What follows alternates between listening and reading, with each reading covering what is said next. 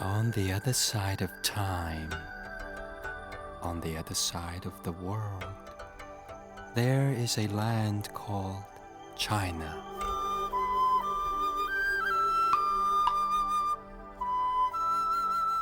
China is a vast place with mist-covered mountains, lonely valleys, and flooded rice paddies.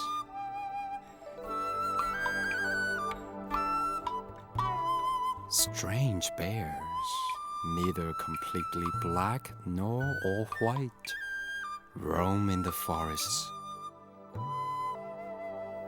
It is a wondrous land where the people practice ancient customs and lost arts. China is most unusual, a land where the unexpected seems always around the corner.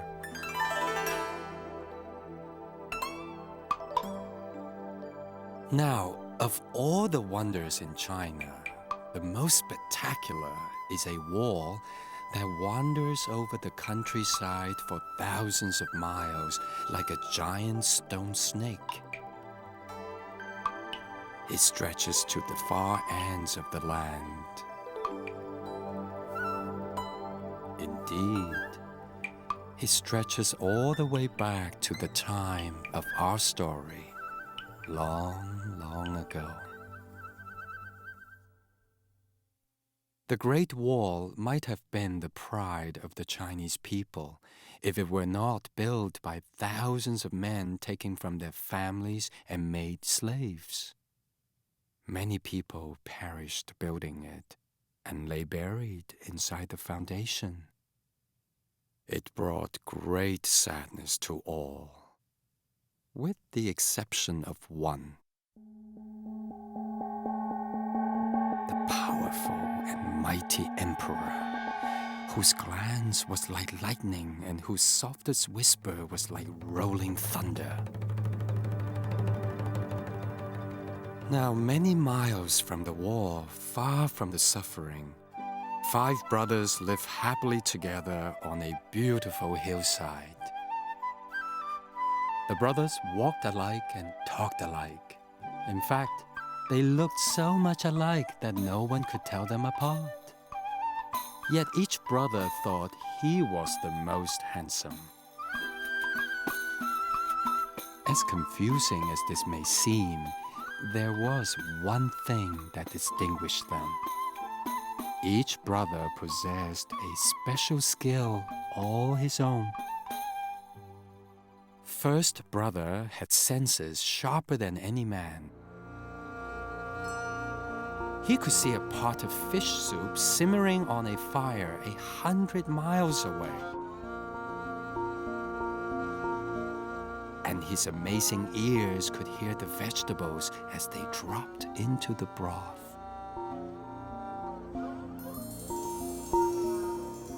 Second brother was the strongest man in all of China.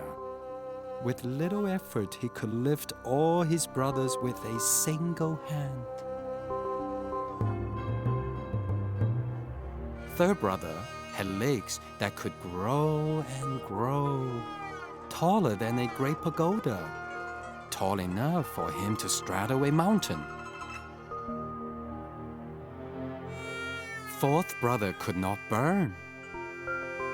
Sometimes he even teased his brothers by presenting them with a small fire that he held blazing in his hands. And fifth brother?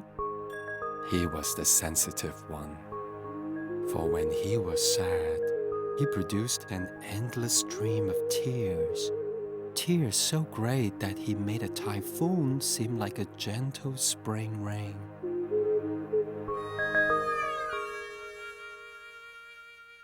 One morning, while all the brothers worked in the fields, first brother heard an unusual sound far in the distance and straightened himself to learn its source.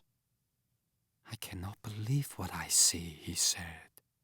1,000 men labored day and night, forced by the emperor to repair a large hole in the Great Wall.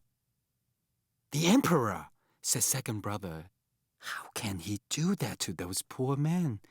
He will surely work them until they die. Hearing this, fifth brother became terribly sad. I must go help this man, he said, a tear forming in the corner of one eye. No, little brother, replied second brother. I will go. You stay here with the others. And as fifth brother forced back his tears, second brother bid farewell and set out on his journey.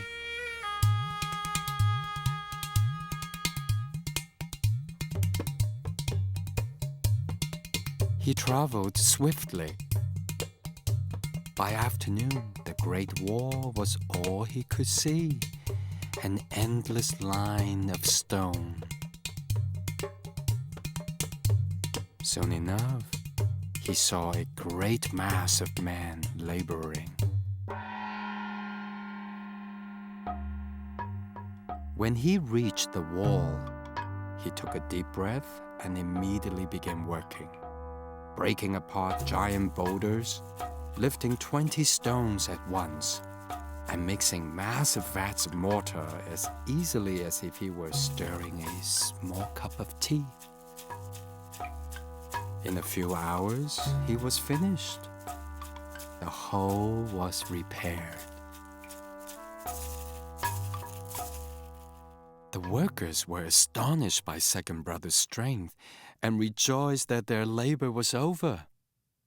Perhaps now they could return home. As night quickly fell, second brother lay down. The strongest man in all of China did not have the strength to keep his eyes open, and he fell asleep under a full moon.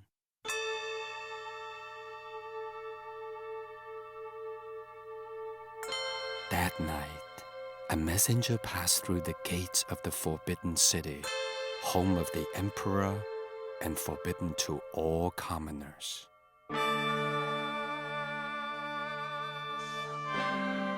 Guided by a palace eunuch, the messenger was led down a walkway of gold until at last he reached the emperor's court.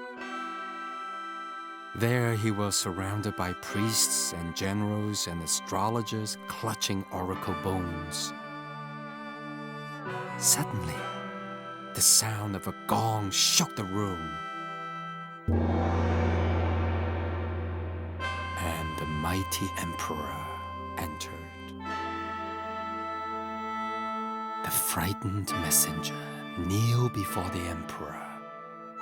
He then told His Excellency of a man with remarkable strength who by himself had fixed a gaping hole in the Great Wall in just a few hours. At first, the emperor thought of how such a man could help him. But then he reconsidered. Yes, he thought, a man with superlative strength could pose a considerable threat to his kingdom. So the emperor issued an order to his two most exalted generals.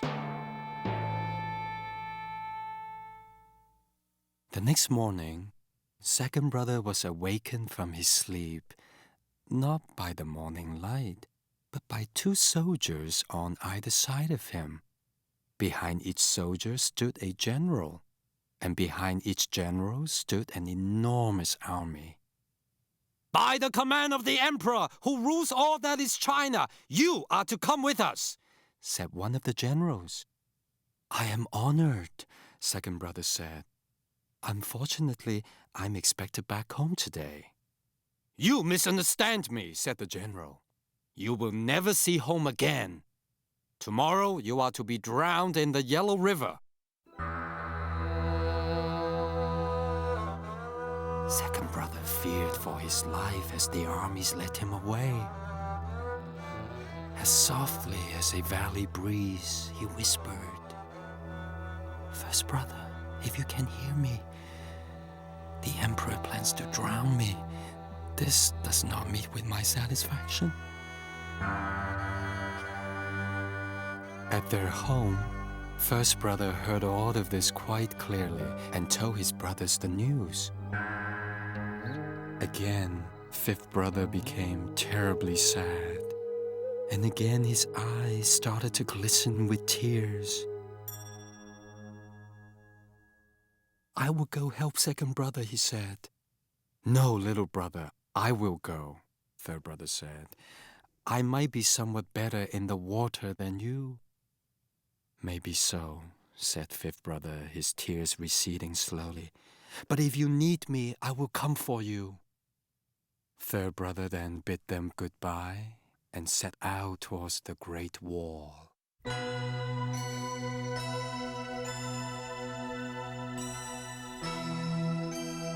That night, in the light of the moon, second brother saw a face peering over the fence that confined him. This struck him as quite unusual, since the fence was more than 30 feet high. Then he heard a voice. Psst, second brother, said the voice. Third brother, is that you? Replied second brother. It is I. And with that, third brother stepped easily over the fence. Then he shrunk his legs to better embrace his brother. I slipped past the guards and have come to exchange places with you, he whispered. Now, let me lift you over the fence so that you can escape. Second brother jumped into his brother's waiting arms as only a man who has been saved from certain death can. Then, third brother stretched his legs to place him on the other side of the fence. Then second brother quietly tiptoed out of the camp.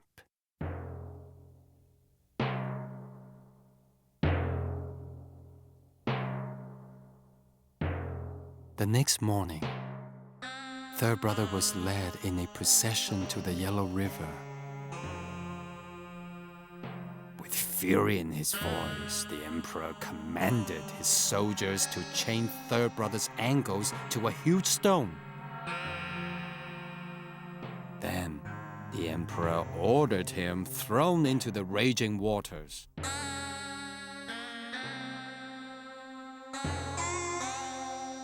People watched from the shore, waiting for third brother to sink. But his head just bobbed in the water. For unseen by the emperor or his subjects, third brother's legs had stretched longer and longer until they reached the bottom of the river. And there he stood, quite comfortably, fish swimming around his knees.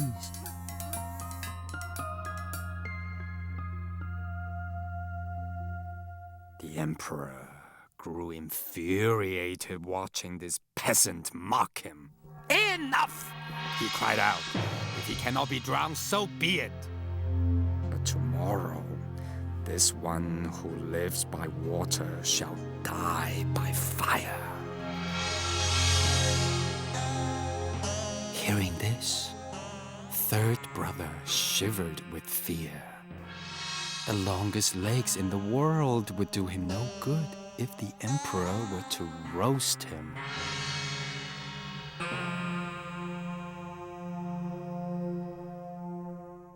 From far away, first brother heard the emperor's pronouncement. Burn at the stake? He whispered to himself. Then he called his brothers to him and told them the news. When they looked to fifth brother, they saw 2 streams of tears trickling from his eyes. I will go to be burned in my brother's place, fifth brother said to them. No, said fourth brother, I will go. Please, let me see what I can do first. Fifth brother again agreed, and without delay, fourth brother set out on his journey.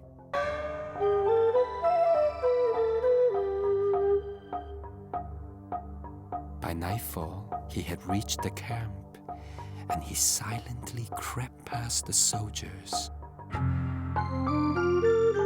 But when he neared the pen where third brother was held, one soldier was awakened and cried out to the others, "The prisoner! The prisoner has escaped!" Hearing this, third brother peeked his head above the pen and heard fourth brother confess slyly, "It is true, I tried to escape. Put me back in the pen and I will lay quietly until morning." And just as the soldiers opened the giant doors to put fourth brother in, third brother took one giant step over the fence and out of the camp.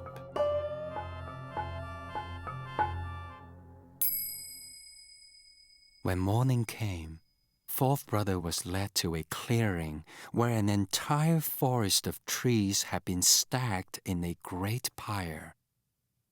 His hands were fastened with rings of iron to a stake on top of the enormous pile of wood.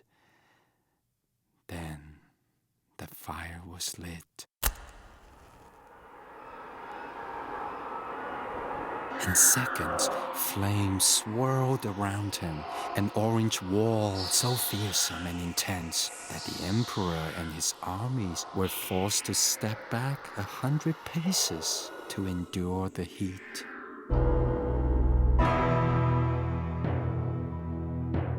Yet hours later, when the fire had died down, there stood fourth brother amid the ashes, very much alive, though quite thirsty. The emperor could not tolerate a mere peasant making a mockery of him. Like a thunderclap, he boomed, "Enough! Tomorrow at the Great Wall, 1,000 of my archers will send 1,000 arrows into your heart." Naturally, first brother heard the emperor's commandment and told the others what was going to happen. "There's nothing we can do." "But I can do something," said fifth brother as he struggled to fight back his tears. "No, little brother," said first brother. "We shall contemplate our options. Perhaps the answer will become apparent to us."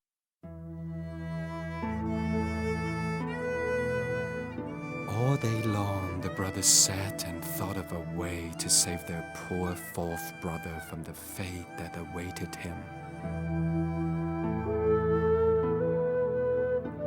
And they continued contemplating throughout the night.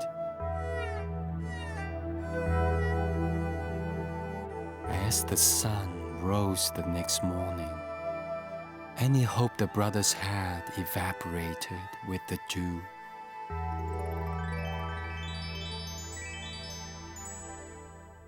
"I can think of nothing to save him," said first brother.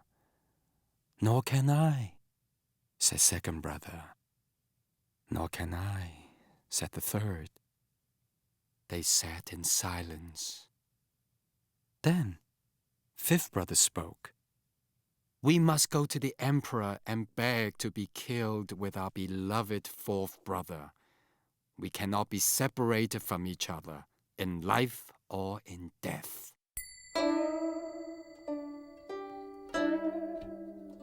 So the brothers traveled quickly. By midday, they reached a mountain top overlooking the Great Wall.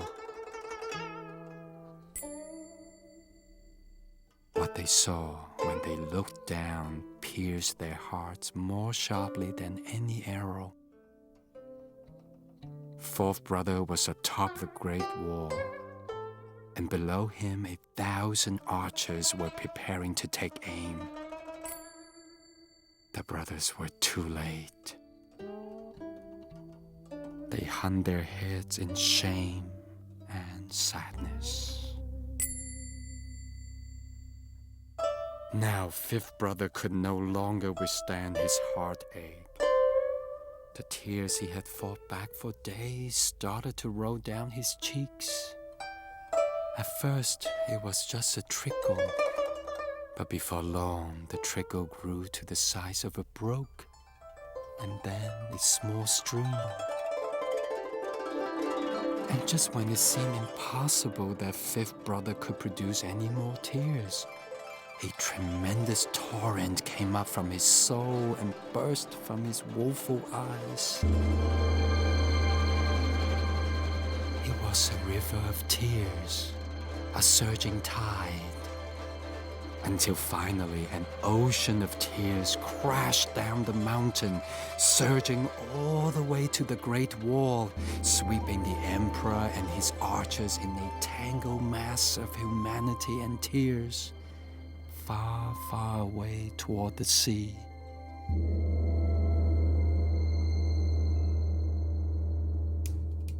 Fourth brother stood on top of the Great Wall and laughed, for the unthinkable had just happened before his very eyes. "Fifth brother!" he joyously called out, "You have saved me!" When the salty flood receded, the brothers came running down the mountain to greet fourth brother, laughing and tumbling over each other in playful happiness.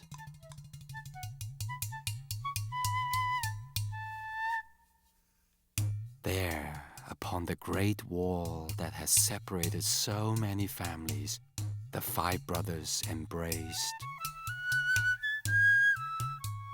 And for the longest time, none of them spoke, as if their joy were fragile glass and any word a falling stone.